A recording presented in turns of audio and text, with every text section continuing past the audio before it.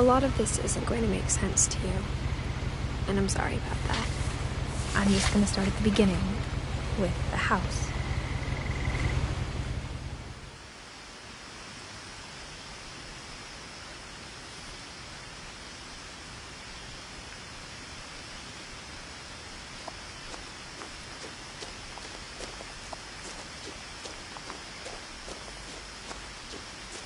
I lived here until I was 11, but I wasn't allowed inside half the rooms.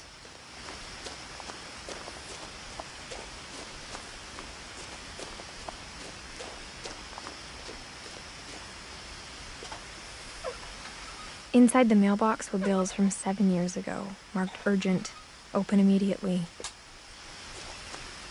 I hadn't been back since my brother Lewis's funeral.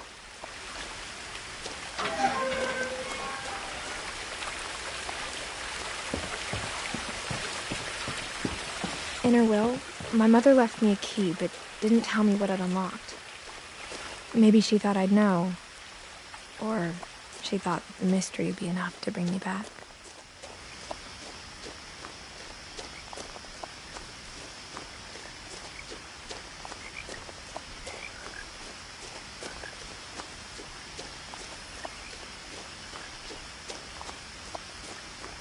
No one had driven this way in a long time, but I saw a few hoof prints.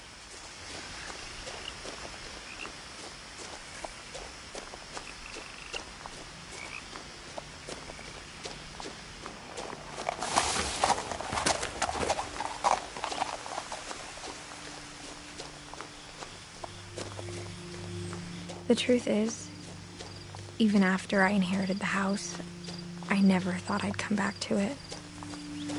But now I had questions about my family that only the house knew the answers to.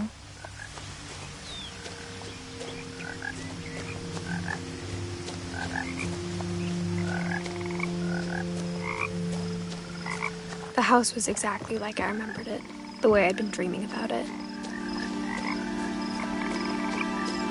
As a child, the house made me uncomfortable in a way I couldn't put into words. Now, as a 17-year-old, I knew exactly those words were. I was afraid of the house.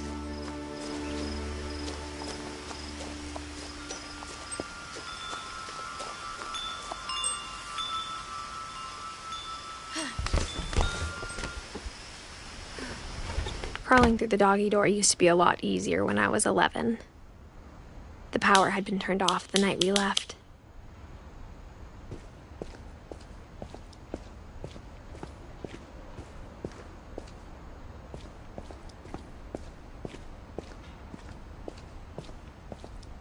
For the first time in years, I felt like I was home.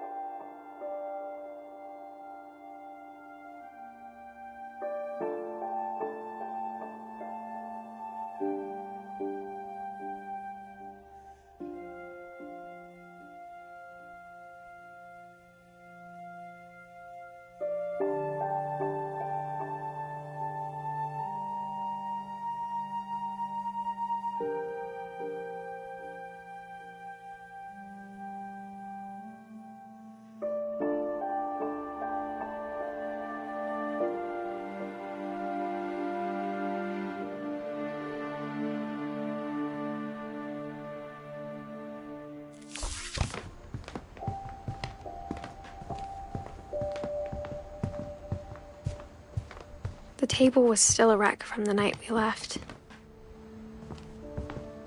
Nothing in the house looked abnormal. There was just too much of it, like a smile with too many teeth. Mom always told me to stay out of the basement, so I wasn't too surprised when the key didn't fit.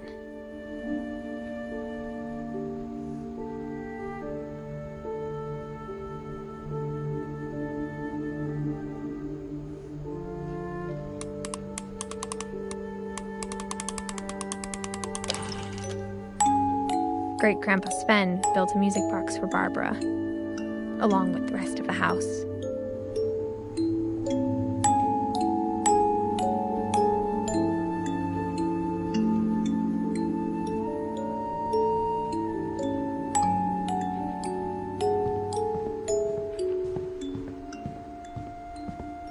My mom wasn't much of an optimist, but she never stopped believing that my brother Milton was alive.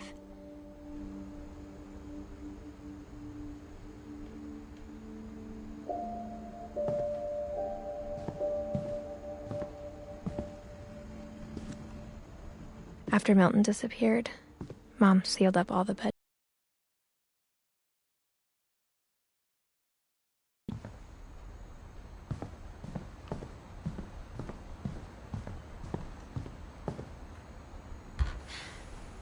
My Grandpa Sam spent 7 years sharing a room with his dead brother, Calvin.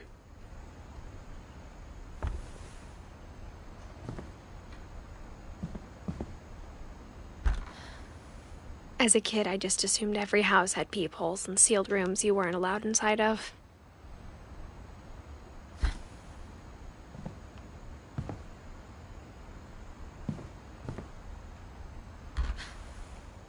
The last time I was in Edith Sr.'s room, I was 10 and she was painting my portrait.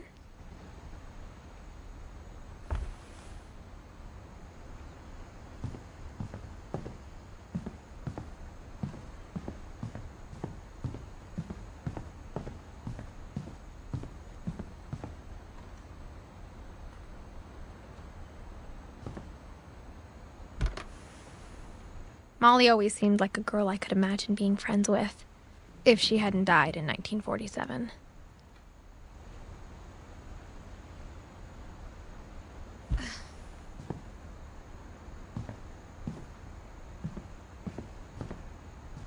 I spent a lot of time playing in Great Uncle Walter's room. I think my mom sometimes regretted not sealing it up.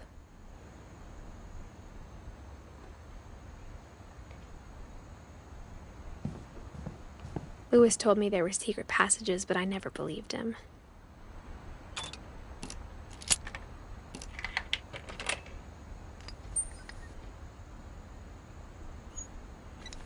Turns out, my mom was really good at keeping secrets. Now it was time to find out what my mom had been afraid of.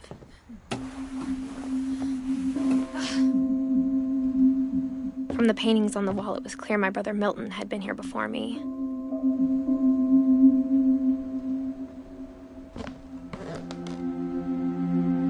Reading this, maybe it sounds like I had a plan.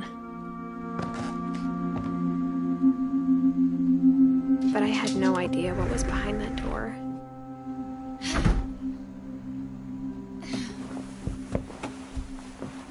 Just like I had no idea where all this was gonna lead.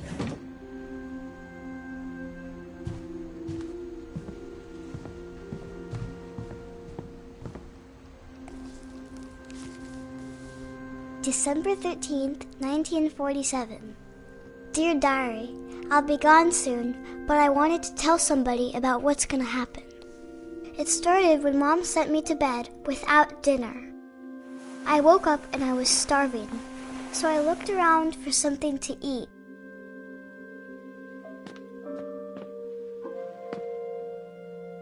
The gerbil food was dry, but I didn't mind it.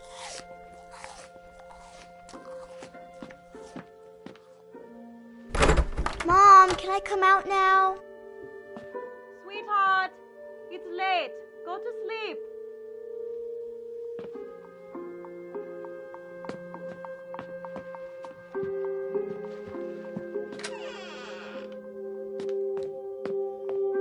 I kept eating and eating.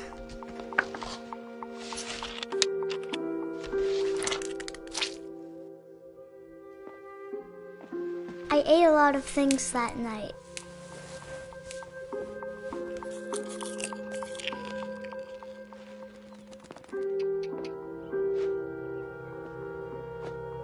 Then I heard chirping outside my window.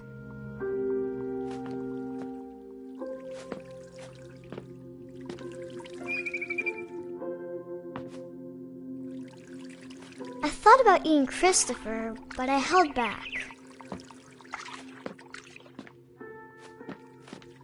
It was a barn swallow going back to her nest. I reached out for her. And suddenly,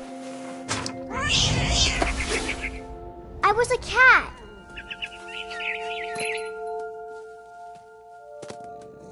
I tried to be quiet, but the bird was really scared.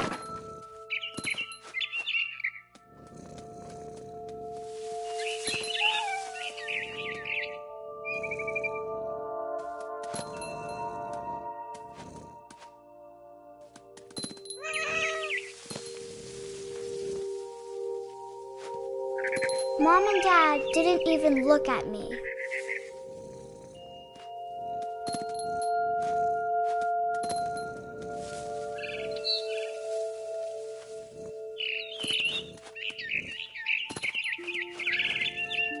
I jumped and I almost got her. I could tell she was getting really tired. Now I was up in the big tree. I promised Dad I wouldn't climb it anymore. All I cared about was eating that mama bird. I gobbled her up. And suddenly, I was an owl. First, all I heard was the wind. Then I heard little teeth nibbling in the grass.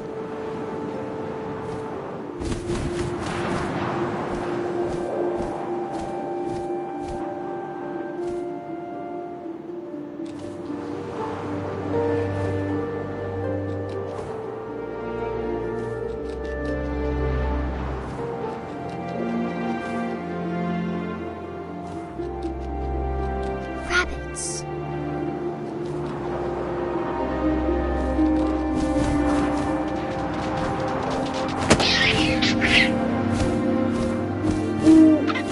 I imagined his face looking up and seeing mine through my talons. I swallowed him up, and I didn't chew one bit. Then I flew off to find something bigger.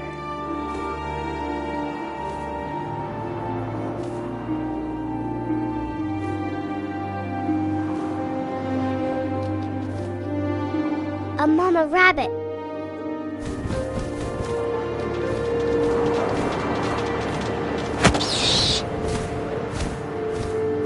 She was almost too big to carry. I started choking, but I couldn't stop eating. And suddenly, I was a shark.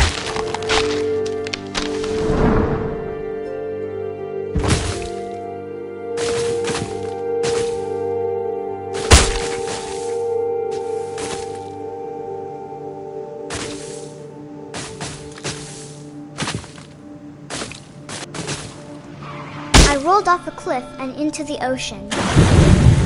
Now, I was hungrier than ever.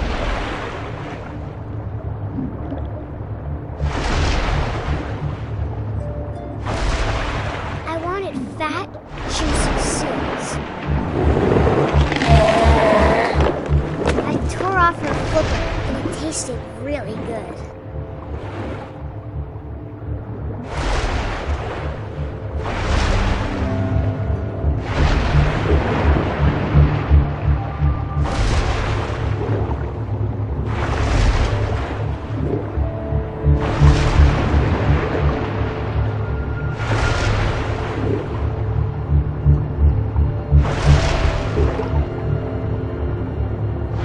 Grabbed on tight.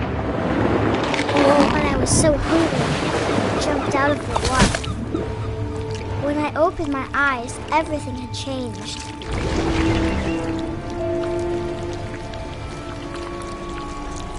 Now I was a monster, and I smelled people everywhere.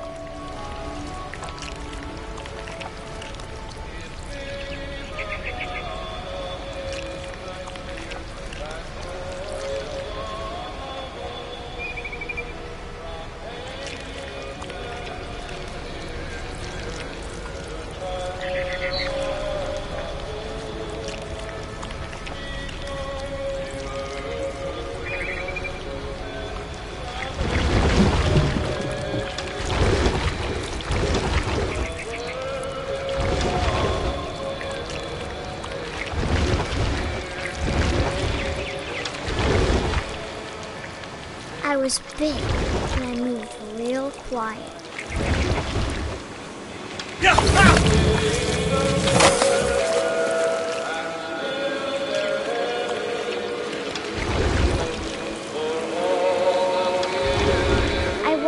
stop, but also I didn't.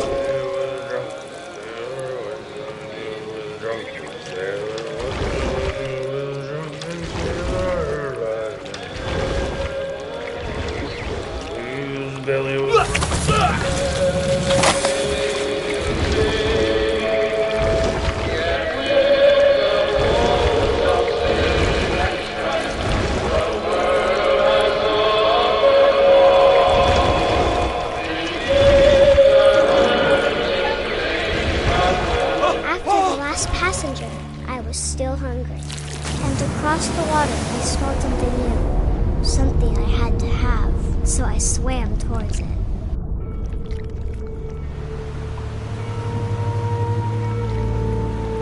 I slithered onto the sand, and the good smell went into an old pipe.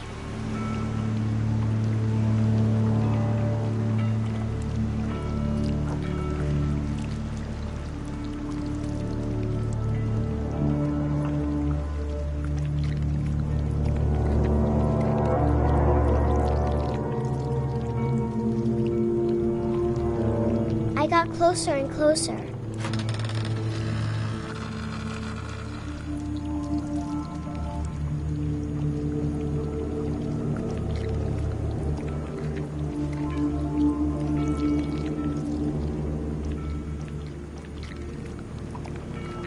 All my stomach started growling. And suddenly, I was me again. I held my breath for a long time, but I couldn't hear anything. I think it's waiting for me to fall asleep. But it's not going to wait much longer. It needs to feed, and we both know I will be delicious.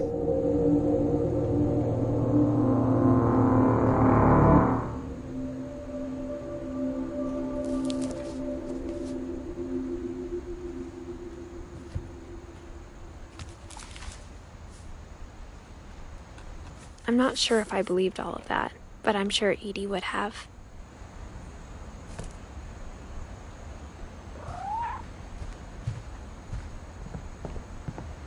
I grew up looking at Molly's room through the peephole.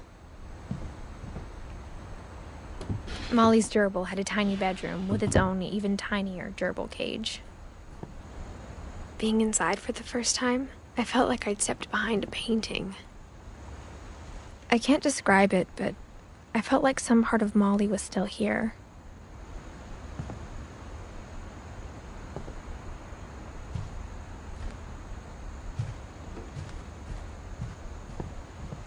I got the sense Edie had spent a lot of time here, before my mom sealed the doors.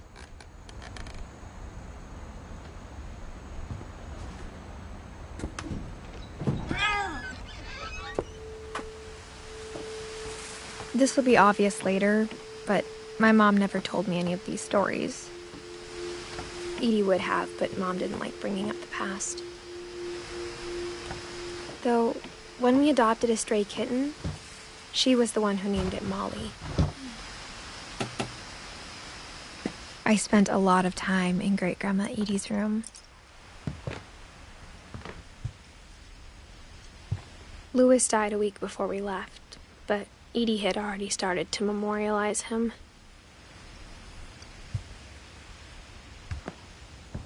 Her room was like a museum.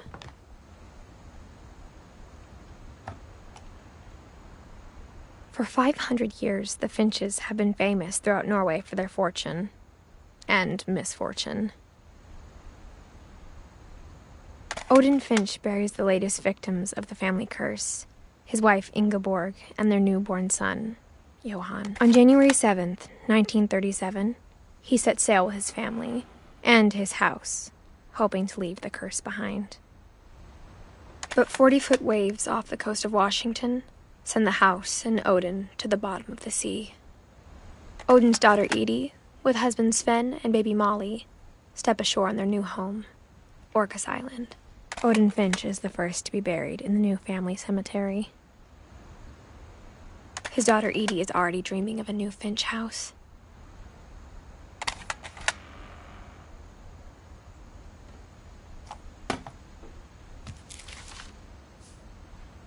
Whatever's wrong with this family, it goes back a long ways.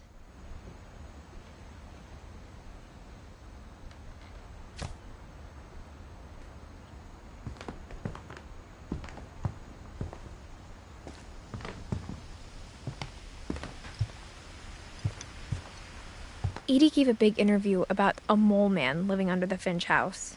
My mom was furious.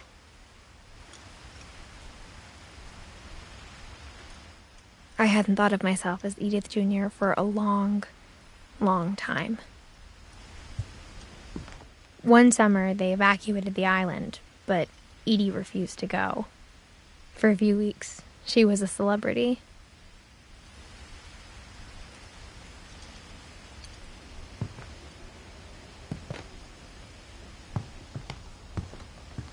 When Edie told people Sven was killed by a dragon, she could also have said he was building a dragon-shaped slide that collapsed.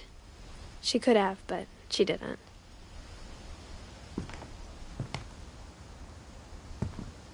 Even in her 90s, sometimes Edie seemed a lot younger than my mother.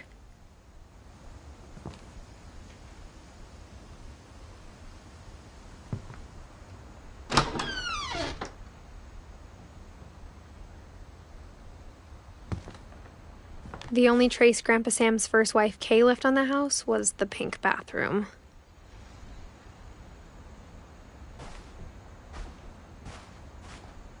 It was a pretty big trace.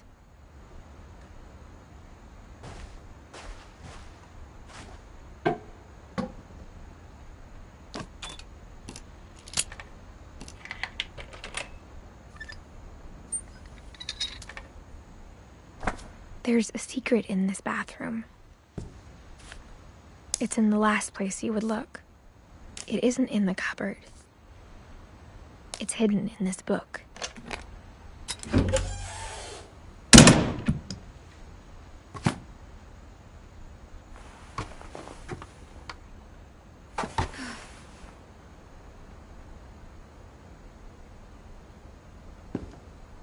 Sven gave Sam an old camera he'd refurbished. He never put it down.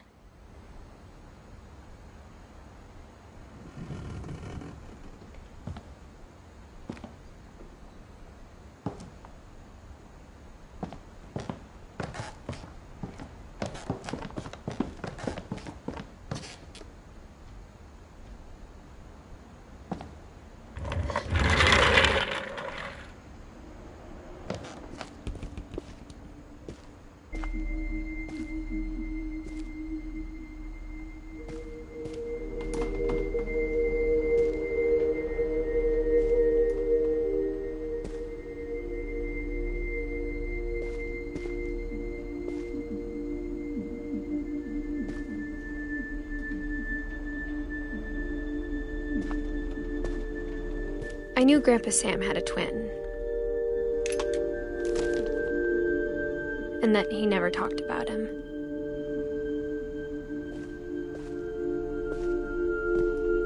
I guess my grandpa didn't like history any more than my mom did.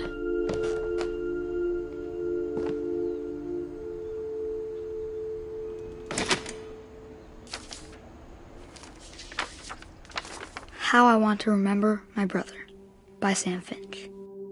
The thing I remember is that when he made up his mind, that was it. My brother said he'd die before he ate another mushroom, and he did. At Barbara's funeral, we swore we'd never be afraid again, and he wasn't. I think Calvin always wanted to fly.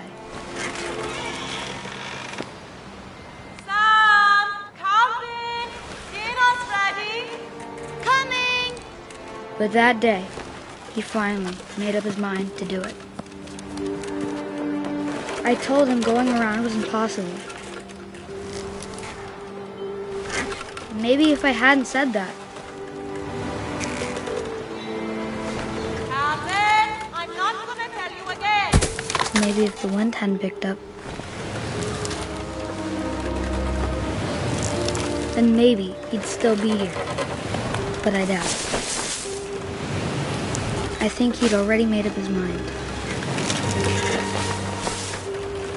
That's what I want to remember about my brother.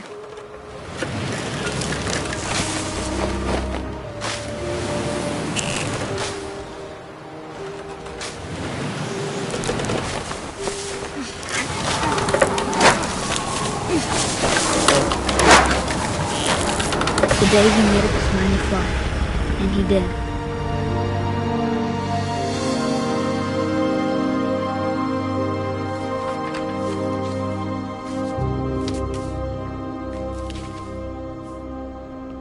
Calvin's story felt strangely familiar.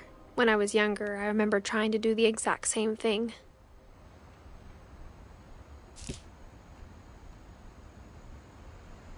After the funeral, Edie roped off Calvin's half of the room.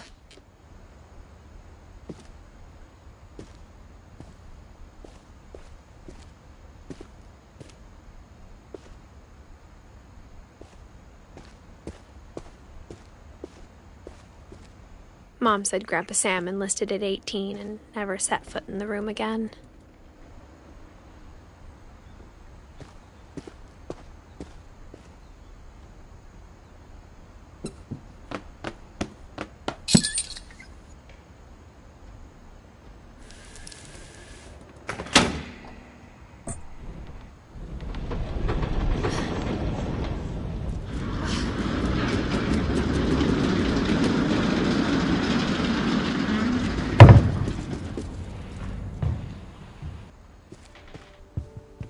The passages were a pretty tight fit. They'd obviously been built for smaller hands and bellies.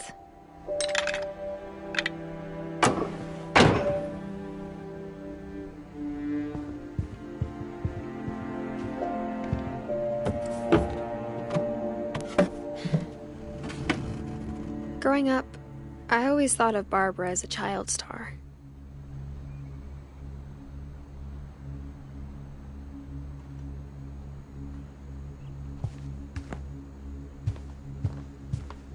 I never thought about how hard it must have been for her afterwards.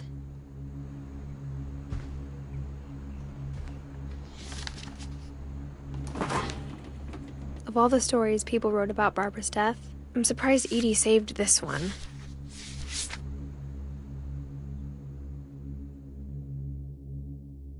Old Jack here with another ghastly tale inspired by America's most unfortunate family. I'm calling it The Surprise Ending of Barbara Finch. As a child star, Barbara was famous for her scream. Now at 16, she was all washed up. A has-been. But in a lucky break, she'd been asked to perform her signature scream at a local convention for monster movie fans. It was just the boost her career needed. Unfortunately, her scream hadn't aged well. Getting better. I think you just need the right motivation. Her biggest fan and current boyfriend, Rick, was about to demonstrate when... Now that was a great scream. It was Barbara's father, Sven. He'd slipped into a table saw and had to be rushed to the emergency room.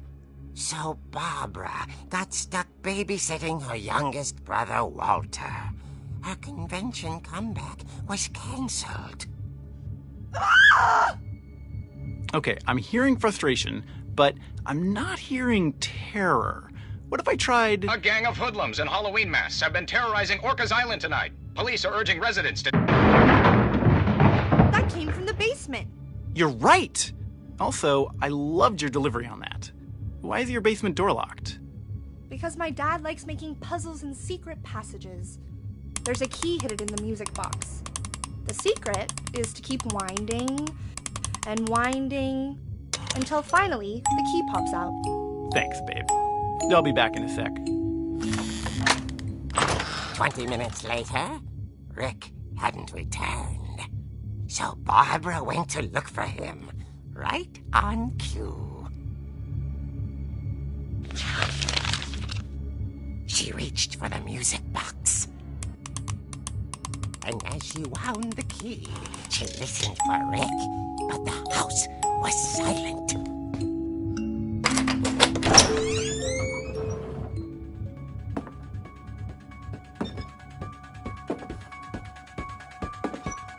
She found Rick's crutch and imagined the worst.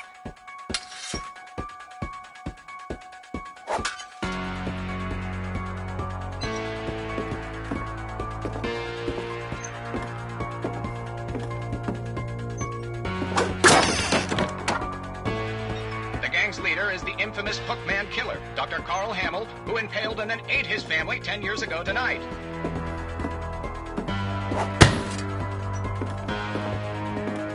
The old fridge rattled and grew still. Oh dear! Oh! Rick? Barb, relax. I was just trying to scare you to help you find your scream. Well, I'm not scared, Rick. I'm furious. Then act furious. All I'm getting from you now is that you're hurt and confused and She threw him out, but she kept a little something to remember him by. Barb, have you seen my other crutch? And she was still holding it when she fell asleep watching the late picture show. Hours later... Barbara! Walter, what's going on up there? Ah! Okay, I'm coming up, but if this is a trick, you're dead, Walter.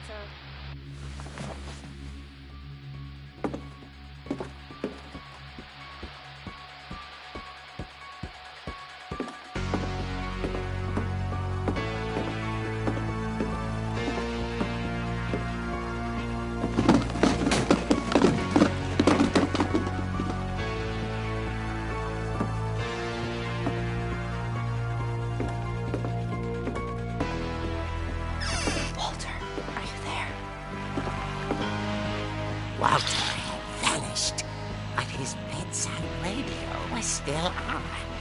Orcas Island police describe the man as 6 feet tall, with a steel hook for a hand. Residents are urged to lock all doors and windows and notify the police of any suspicious activity. Barbara turned, saw the hook man, and was speechless. He was quite smashing.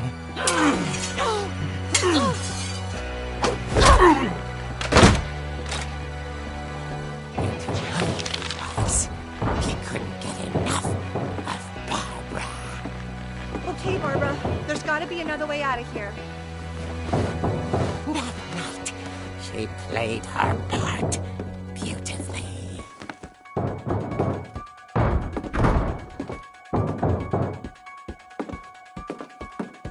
Molly's door hadn't been opened in years.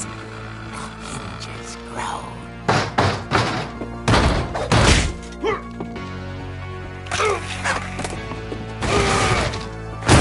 He wasn't moving, but she sensed the story might not be over yet.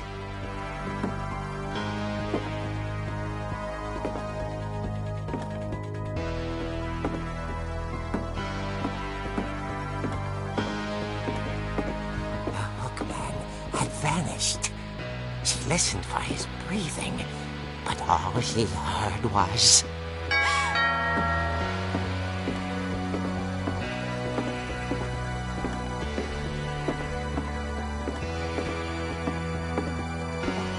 At the door, she heard whispering. It was coming from inside the house.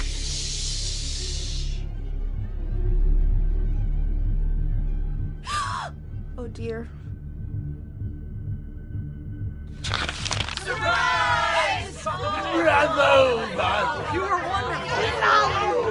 monsters had come to surprise her. For Barbara, it was a dream come true. Then she saw what kind of monsters they were, and she realized what was about to happen. She was going to be famous. And with her final breath, Barbara Finch gave the performance of her life.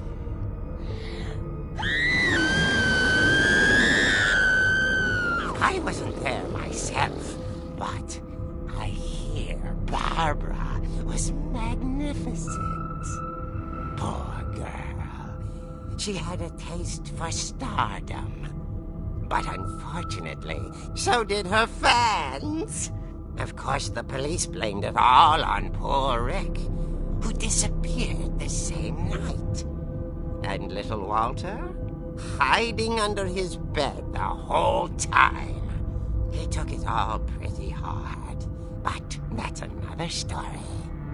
As for Barbara, tucked inside the music box is all they ever found of her. Her ear. Now that's what I call a real eerie tale.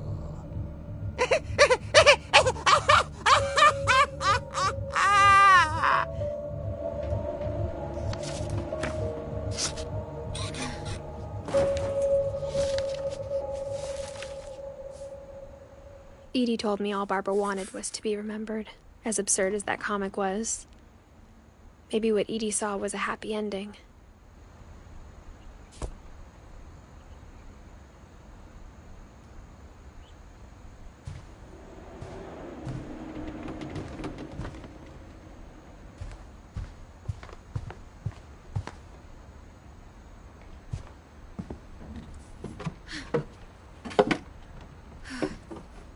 I guess now I know why Mom didn't like me playing with the music box.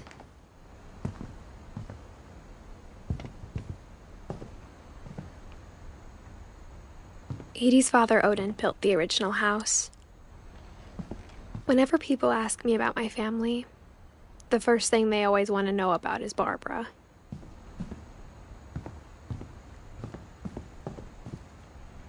Mom must have locked the third floor stairs on the night we left.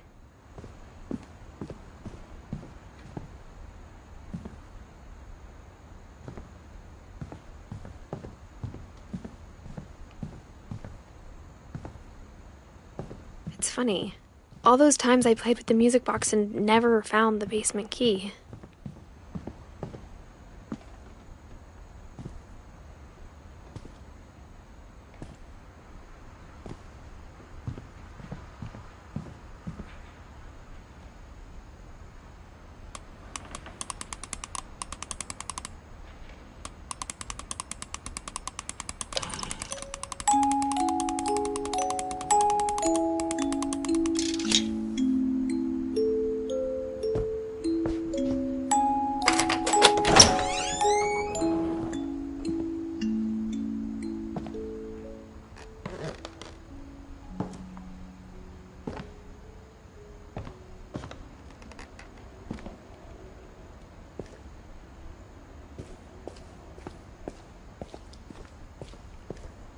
Mom said the basement was off limits, unless I wanted another tetanus shot.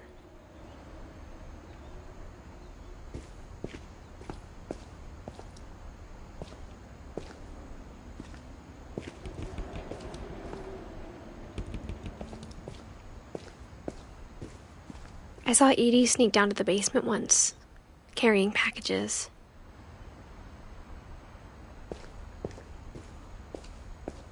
I thought maybe she was hiding presents.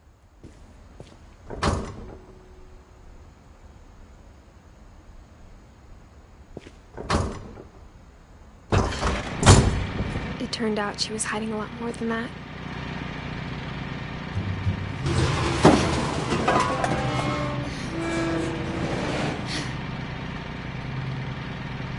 I remember asking Mom once about where Walter had gone. She said after Barbara died, he got as far away as he could. If there's a pattern in all these stories,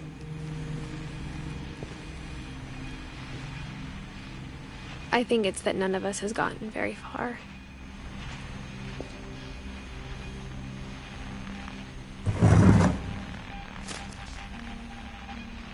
Goodbye, everyone.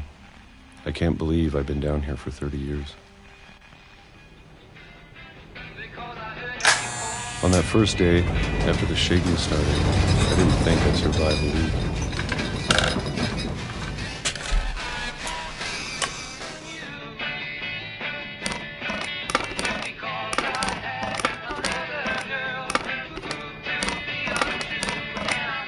But after a few days, I settled into a routine. That's what kept me sane. Having a schedule, living for today. I always expected to be dead tomorrow. But if you wait long enough, you get used to anything.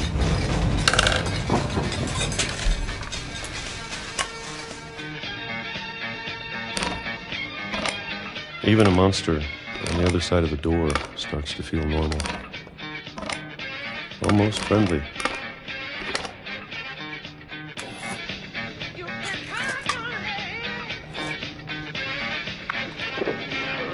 And then one day, everything just stopped. Whatever that thing was, it was gone. Maybe it got tired of waiting. Or maybe I just got tired of being afraid.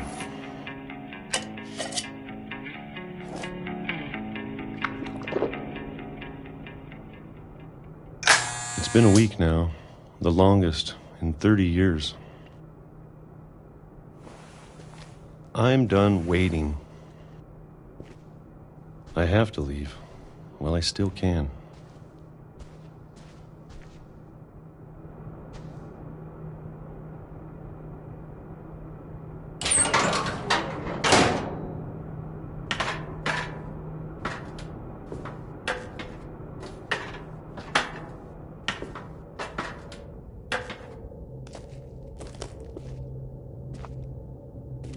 I know it's out there, somewhere. Whatever killed Barbara and Molly and Calvin. Maybe this is all a mistake. But I need to stop living the same day. Even if it kills me.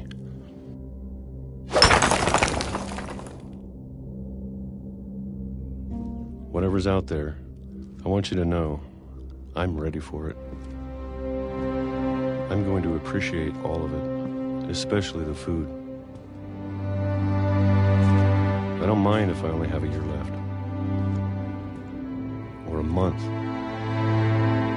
Or a single week. I'd be happy with one more day. I can already imagine the sun on my face.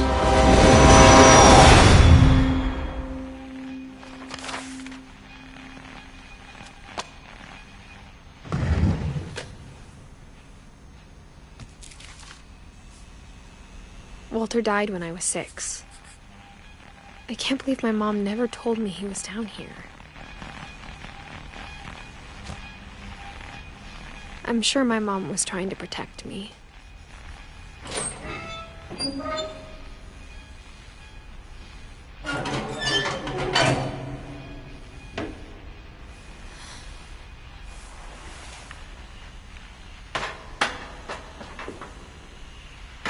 Maybe she was afraid I'd end up like Walter. But if she never told me about an uncle under the house, I can only imagine what else she was hiding.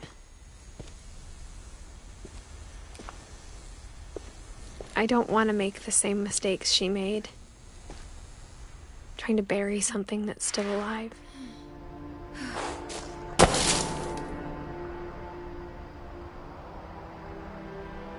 Now that there's only one of us left, or maybe two,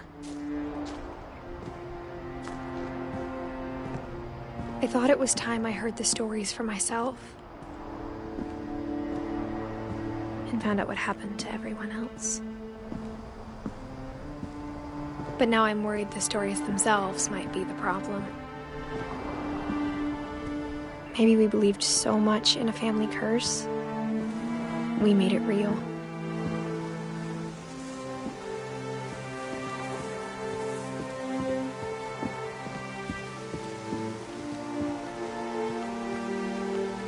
I don't know if I should even be writing this.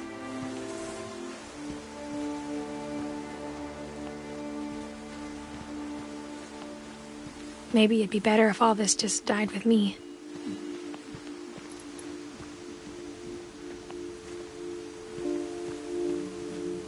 But I thought you should know about your family.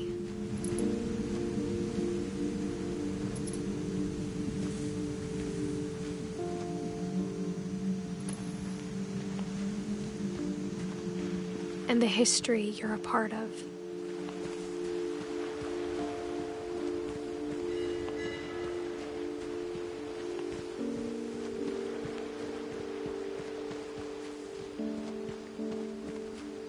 Though to be honest, I feel as lost as you probably do right now.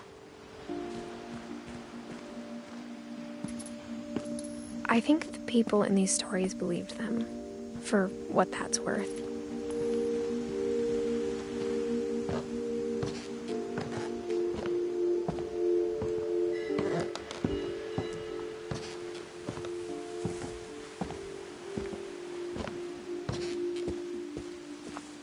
And when you look at the house, at that history of imagination and stubbornness and madness, any of it seems possible.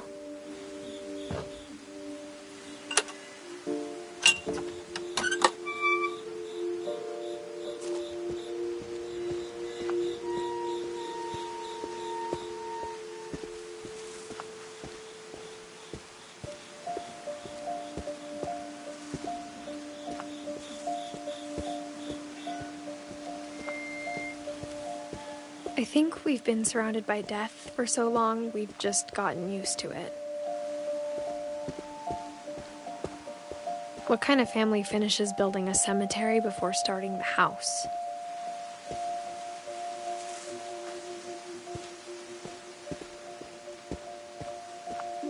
It's embarrassing for me to admit this, but the pet cemetery made me more uncomfortable than the human one. 3 of the gerbils are mine, and 2 had been my fault.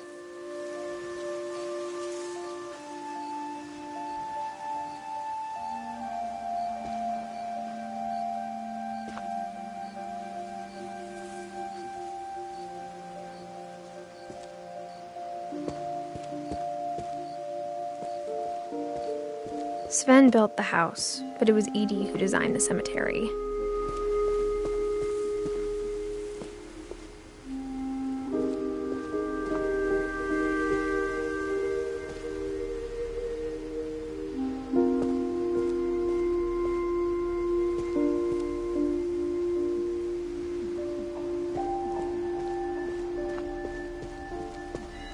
I'm sure Odin's monument had been Edie's idea. My mom was always trying to move on, but for Edie, the past never went away.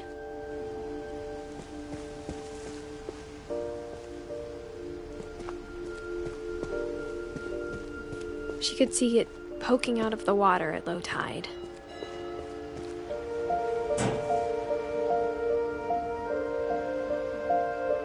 Edie said she dreamed about the old house every night.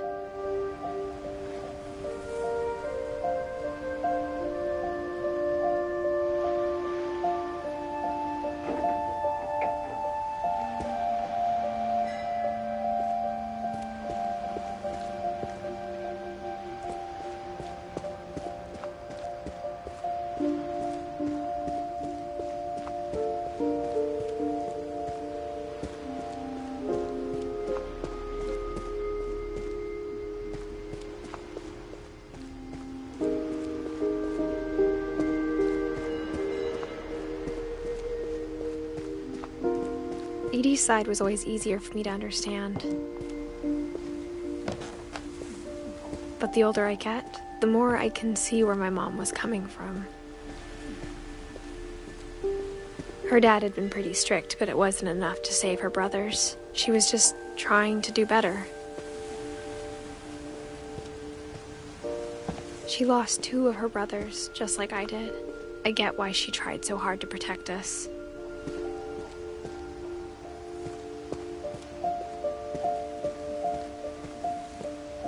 There's so many things I wish I could ask my mom now.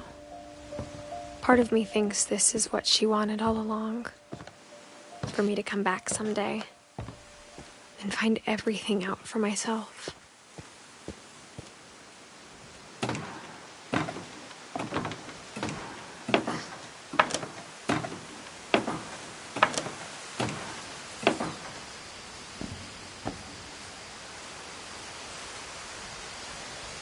But looking back on it now,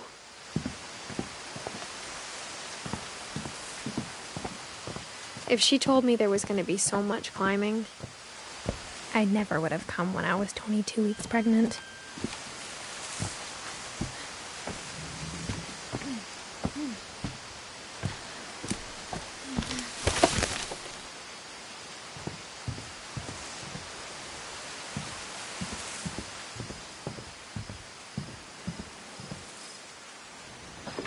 I never met Grandpa Sam, but I think he and my mom had a lot in common.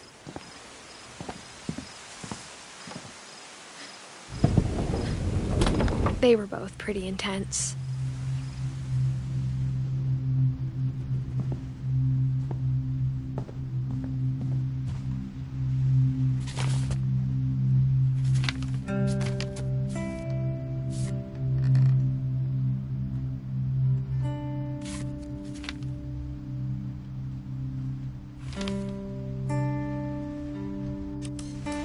Dawn, I promise, you'll never forget this weekend.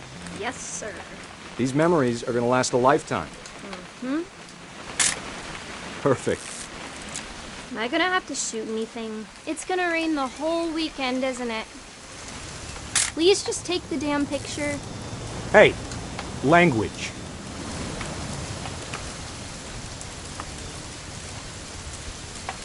Did you want to get a picture of me or what? I will never forget this weekend, Dad. Okay, got it. I'm gonna take some pictures, okay? Just be careful. That camera's older than you are.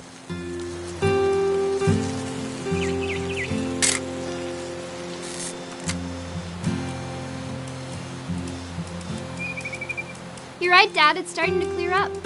Still freezing, though. Aw. Definitely should not have drunk all that coffee.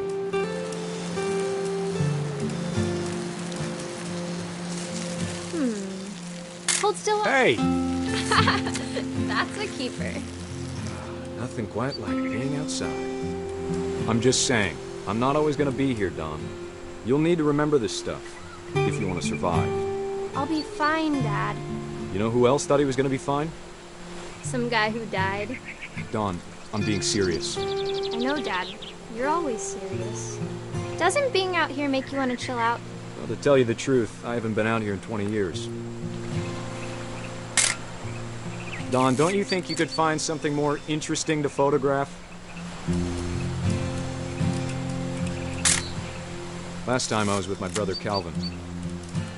Man, that was a great trip. Dad! Good eyes, Don.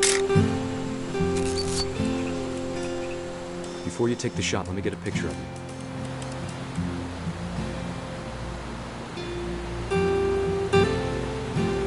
Dad, Just breathe. Turn off your... Let me get behind you. Do I have to do this? Don, you don't have to do anything. But if you want to survive, you'll need to be strong. Great shot, Don!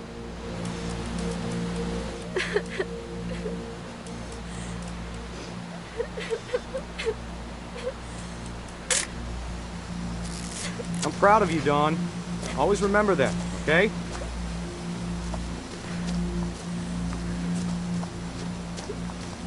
Dad, it's twitching. I think That's it's totally normal, Dawn. Just focus on the camera. Try not to think about... Dad!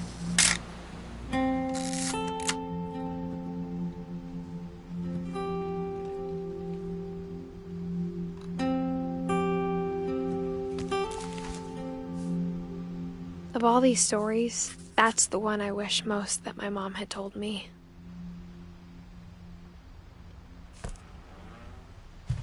Sam spent his life shooting photos, but Mom said he got nervous being in front of the camera. I guess we're all afraid of something.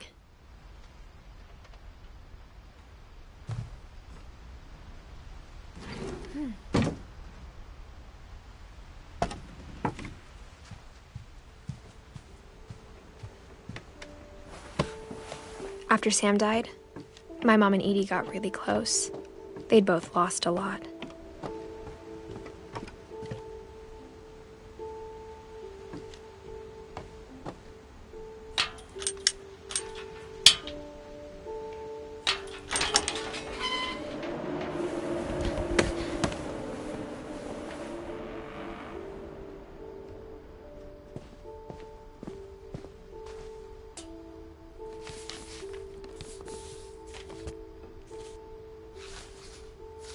Dear Kay, do you remember the way Gregory used to laugh when he thought he was alone? Like something funny was happening, but only he could see it. I think he saw things the rest of us don't.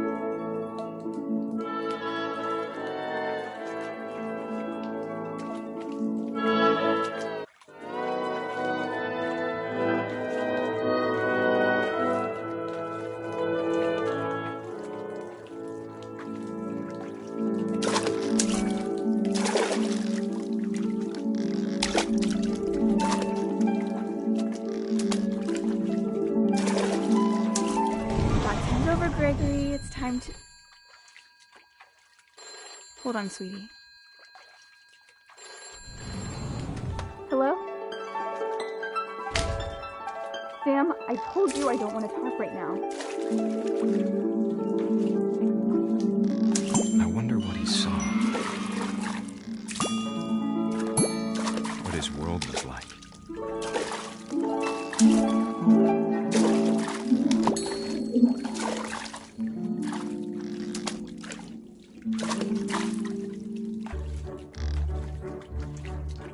Reminded me so much of Captain. Lost in his imagination. Whatever it was he saw.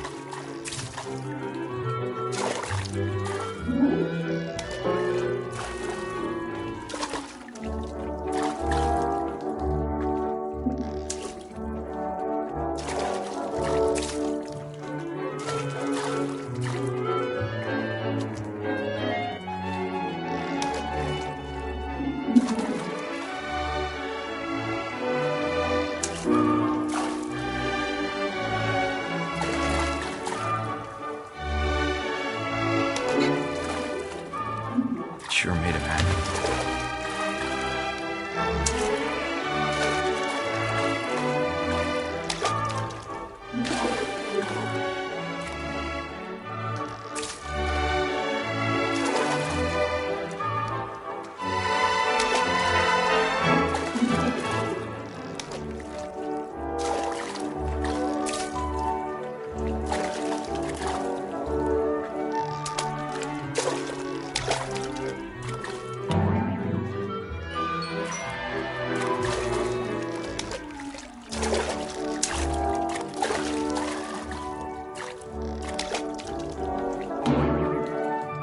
I know how silly it sounds.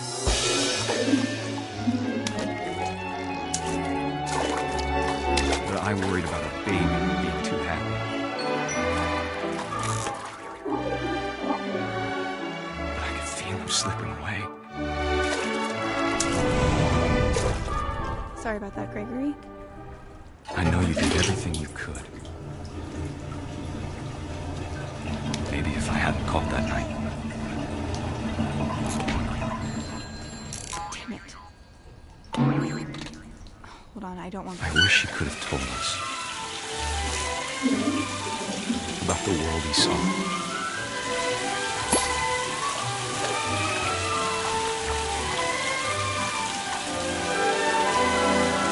There's so much I don't understand about Gregory. About everything.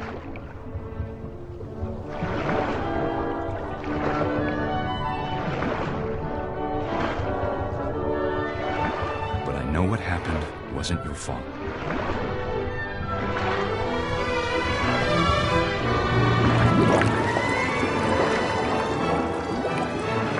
I'm sure he's happy. And he'd want you to be happy too. Good luck, Kay. Love, Sam.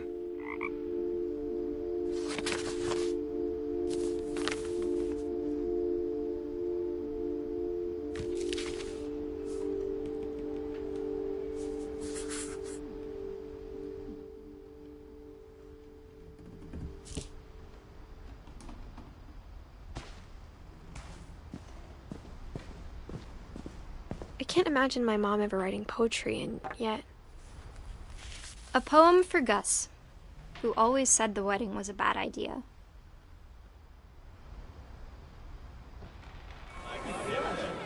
Our father never hit us kids, at least not very hard, before the day my brother said with teenage disregard that he'd be dead before he'd see a wedding in our yard.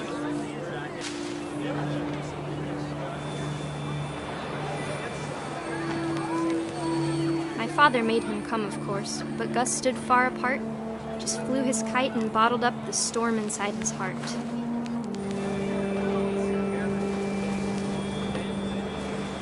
I tried to talk him out of it, but though he'd never met her, "We don't need a stepmom," were the words that I now pronounce you husband and wife. You may kiss the bride.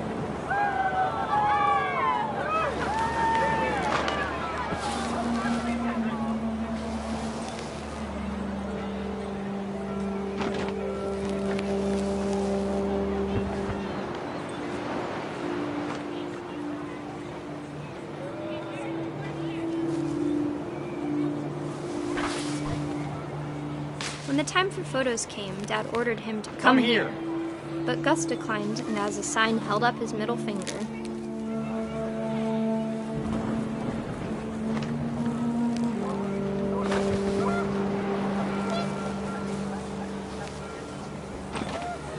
The wind picked up, and panicked geese appeared and quickly went.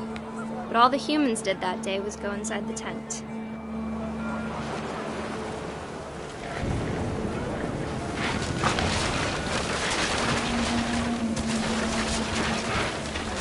The rain came down in buckets then, but no one seemed afraid that nature might destroy the tent our dad had crudely made.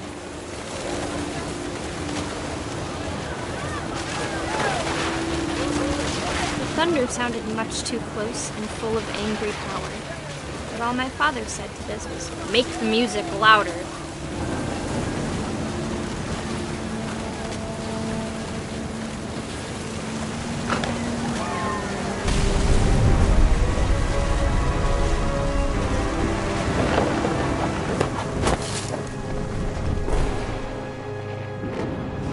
I wish that I could truly say I thought about you on that day. Out there on the beach alone, just you, the wind, the sea, and foam. But I didn't, until we found you.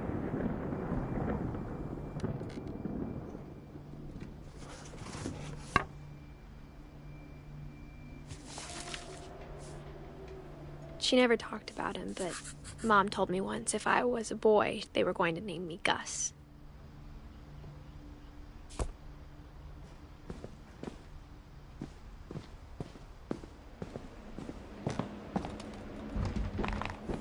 My mom moved up to the loft after her brothers died.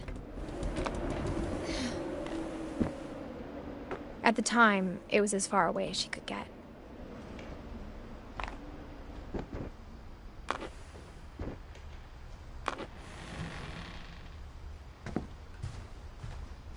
She spent a summer building houses in Calcutta, where she met my dad, Sanjay.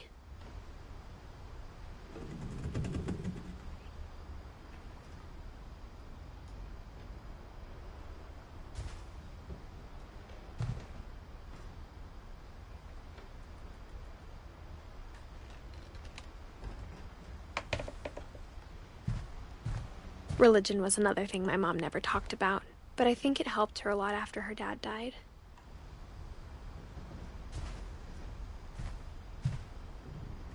My mom moved to India a week after graduation and got a job teaching English. Louis was born a year later.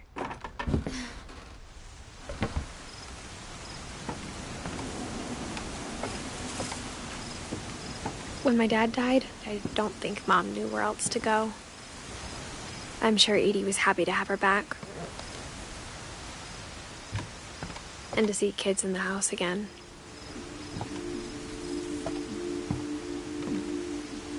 The house had to get a little bigger, but Edie was used to that.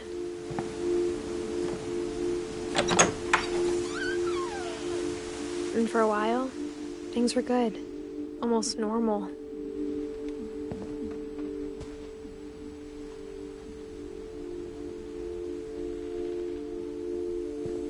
But it didn't last.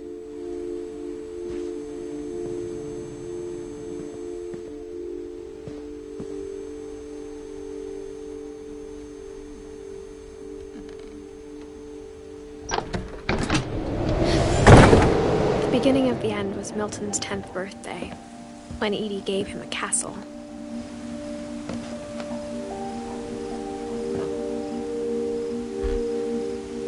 After Milton disappeared, the only thing he left behind was a room full of paintings.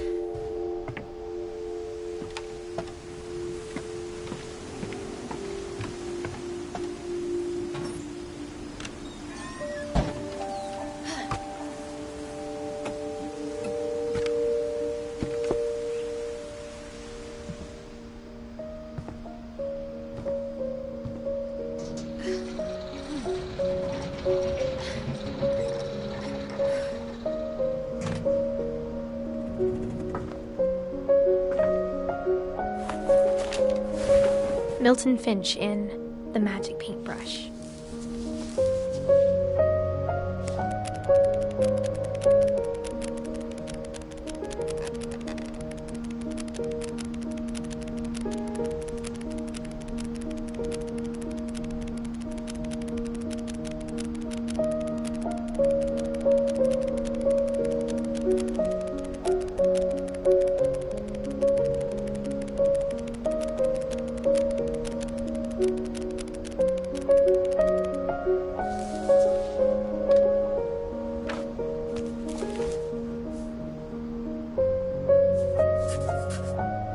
I was 4 when Milton disappeared.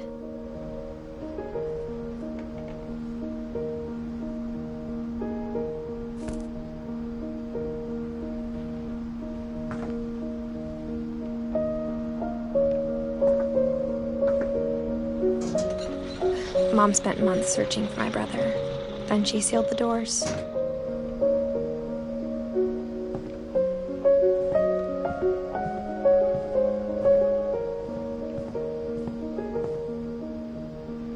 Whatever Milton had found in the house, Mom didn't want it getting out.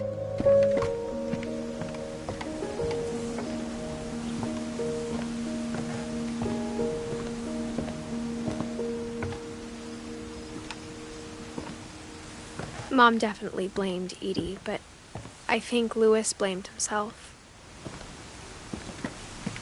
After he graduated, he just spent more and more time in his room, until Mom got him a job at the cannery. Everyone always told me to stay out of Louis's room, except Louis.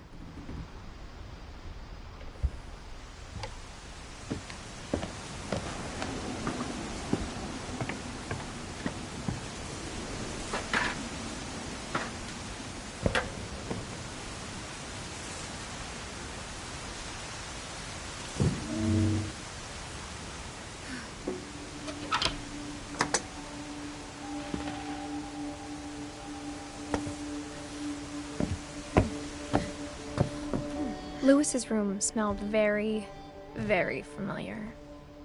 That part of him lived on. Louis and I spent a lot of time playing games together, but he was surprisingly bad at them. He died a lot.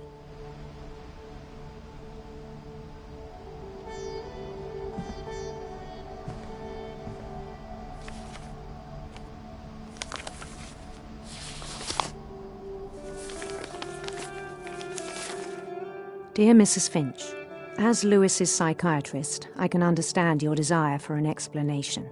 As I see it, the trouble began in January, shortly after we convinced your son to seek treatment for substance abuse.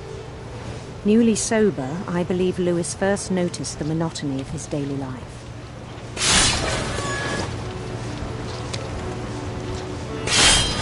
He kept working at the cannery, but he withdrew part of himself. In our sessions, I saw the same behavior. His mind began to wander. I asked him to describe it. He said he started small, imagining a labyrinth. He'd feel his way about. Then something moved. Bats and toads.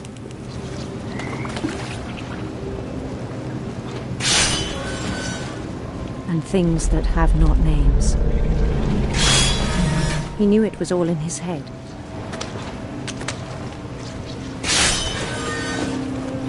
But he took it very seriously. I had hoped he'd find himself.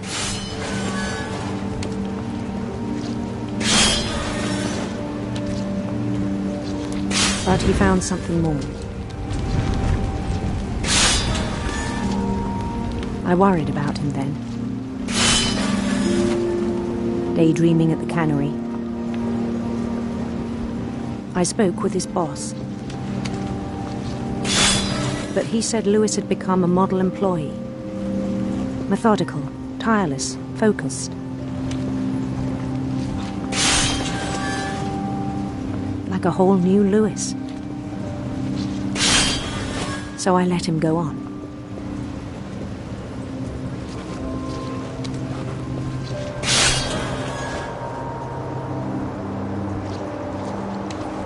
I even encouraged him. It seemed very promising at first.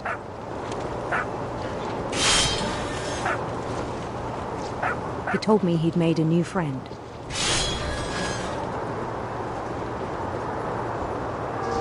On the edge of a city he named Lewis Topia. He built the city up slowly, brick by brick. Then he made musicians.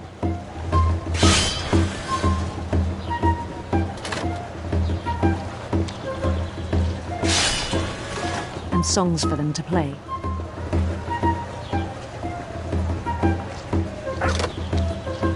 He talked about starting a band. And he was always humming something. Every day his imagination grew stronger.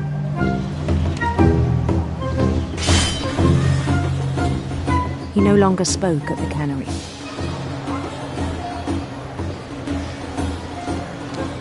But his chopping was as reliable as ever. Then one day it struck him that all the cheering crowds, even the stones under his feet, were all in his imagination, so he could do whatever he wished.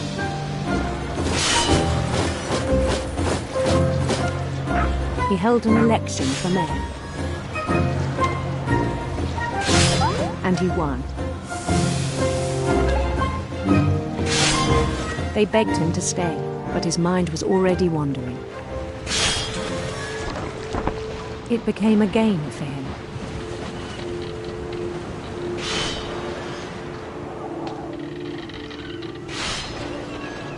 He'd conquer a city, then immediately push on. New Louisville.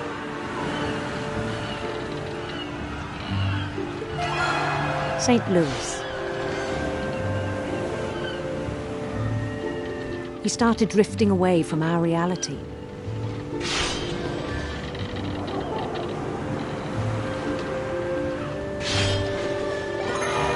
Minneapolis.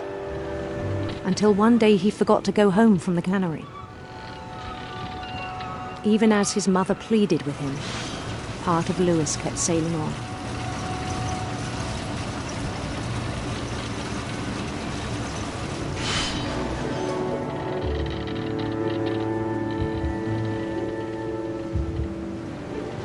In Lewisburg, he heard rumors of a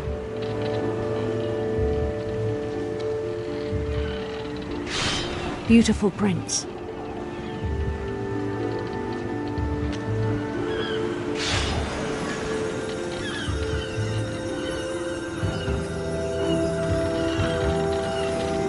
The prince was on his own quest for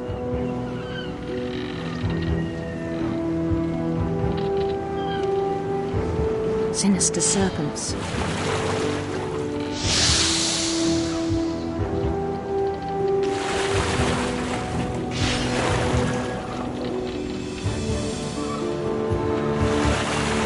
He followed the sound of his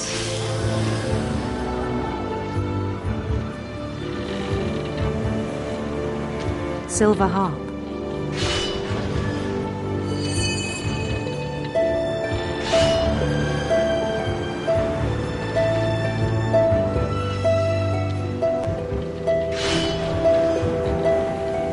His chase led him to a golden palace east of the sun and west of the moon. Even then, his logic remained sound.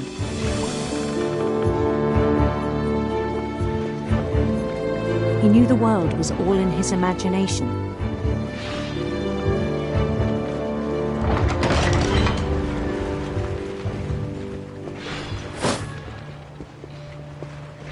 But he was so proud of having created it.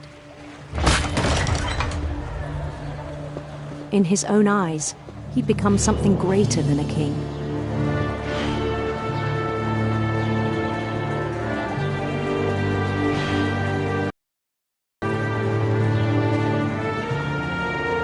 For someone who'd never known success in the real world, I think it was overwhelming.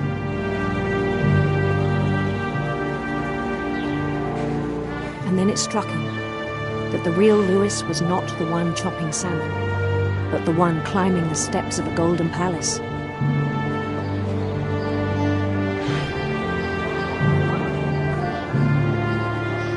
My imagination is as real as my body, he told me. It was hard to argue with him.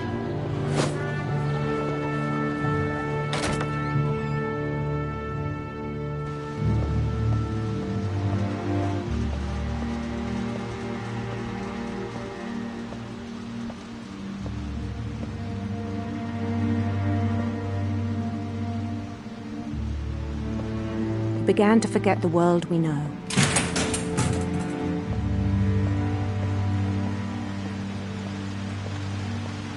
I think it pained him to remember Lewis, the cannery worker.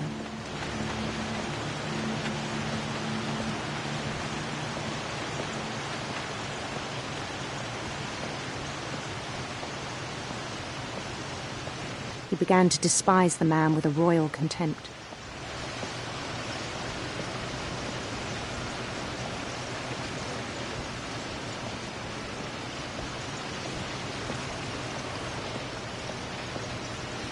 I still thought I could save him. Even after he said he was being crowned king over all the lands of wonder. The palace would be packed with his companions.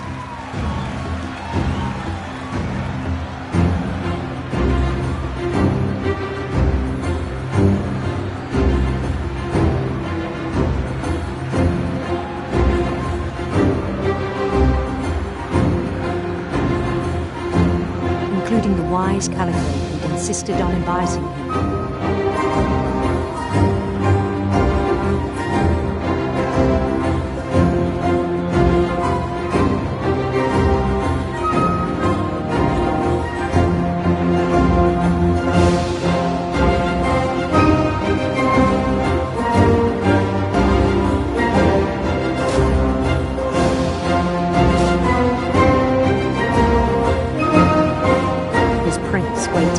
Holding his crown.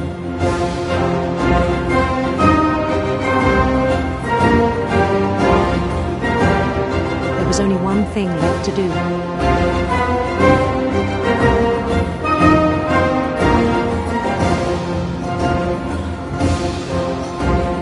Bend down his head.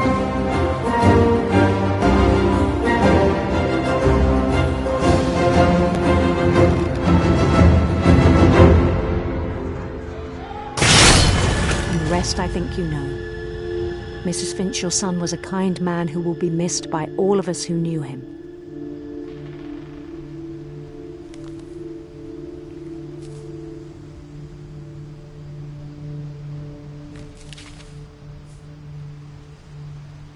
My brother was really cool. I wish you could have met him.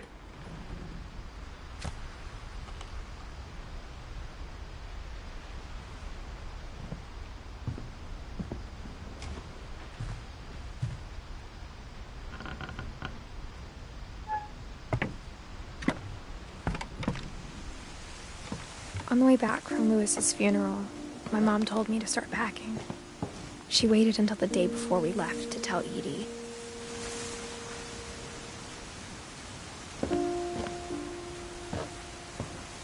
I'm not sure if she wanted to make it easier or harder. I wish we'd stayed. But I understand why we left.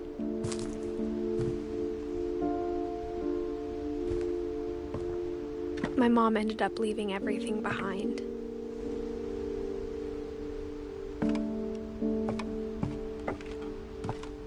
What happened that night had been coming for a long time. Maybe it should have come sooner.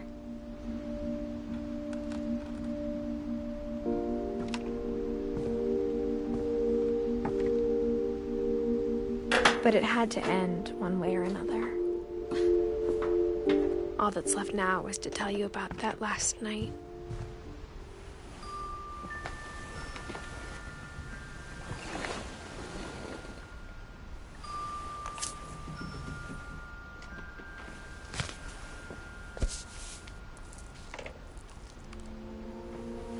That whole last day, Edie just watched us pack and didn't say a word. Until supper, when she raised her glass and said, "To our final night together, and all our final nights apart." Grandma, you know what I said about alcohol. Some of your medications are very Edith, specific. I left a present for you in the hallway. Why don't you go open it? The grown-ups have to argue now.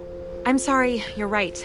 We're all leaving tomorrow. Let's just enjoy our last... I'm not leaving. Edith, you're excused.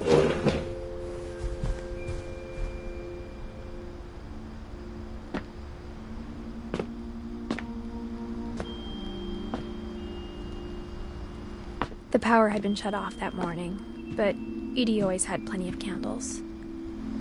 When my mom sealed the library, I don't think she knew about the other entrance. Or that Edie had a key to it.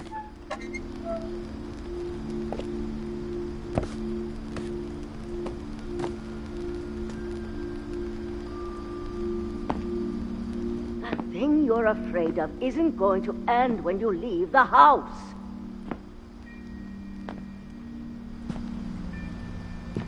Edith has a right to know these stories. My children are dead because of your stories. I think it's best if Edith and I leave tonight. We'll have the nursing home send a van for you in the morning, okay? Dear Edith, there's so many stories I wish I could tell you, but there's only time for one. This is about what happened on the night you were born. That night, the tide went way, way out. It was the first and last time I ever saw the old house aground. There'd been an earthquake out in the middle of the ocean. They called it the lowest tide in 1,000 years. God, it smelled awful. You know, I've seen that house every day of my life.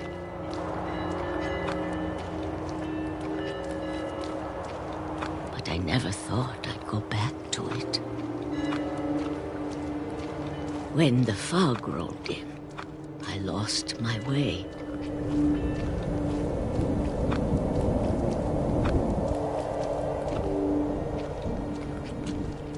I got turned around.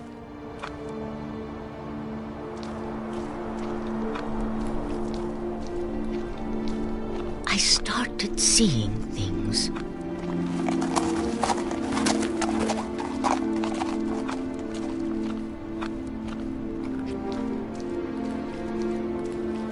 Things I'd forgotten had ever existed.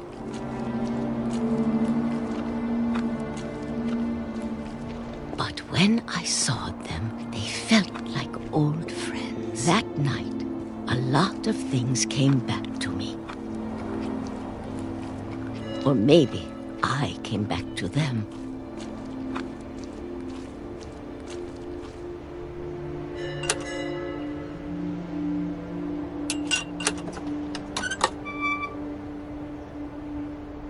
Things I can't explain, but that I need you to try and... Edith, what are you doing in here? It's mine. Edith! Mom, you're gonna rip it! Let go!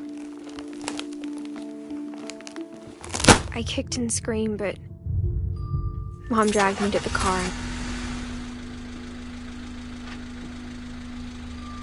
I never saw Great-Grandma Edie again. The next morning, the van came to pick her up, but she was already gone. After that, we moved around a lot.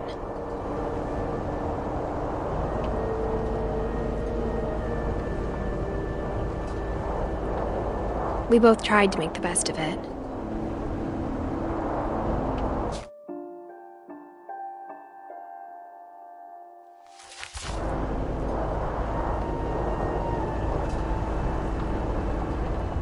A few years went by.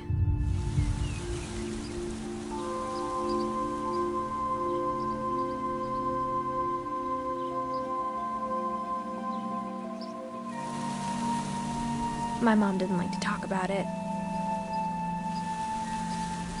but she started getting sick a lot.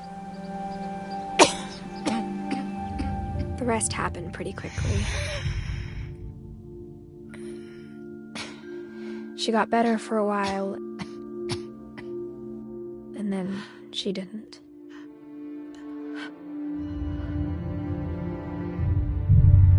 And then I was alone.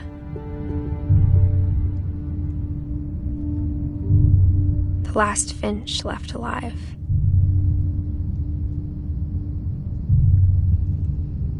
Until I found out about you. I'm still not sure what to tell you about all this. If we lived forever, maybe we'd have time to understand things. But as it is, I think the best we can do is try to open our eyes. And appreciate how strange and brief all of this is. This journal was supposed to be for you.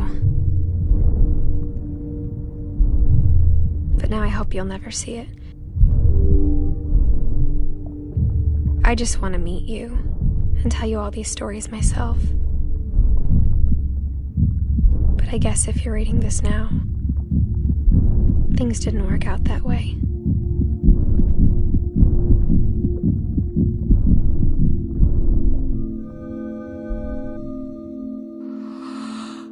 This is where your story begins. I'm sorry I won't be there to see it.